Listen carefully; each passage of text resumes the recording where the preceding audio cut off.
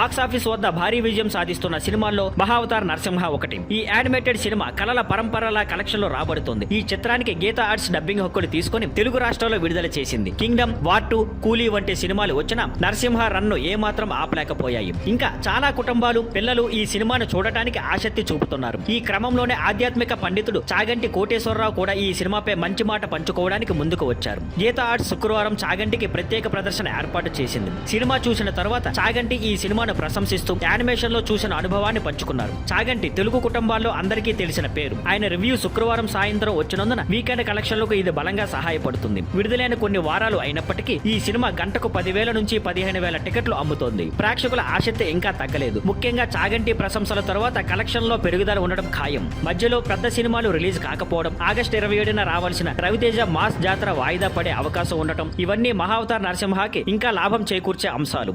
Thank you for watching. Please like, share and subscribe.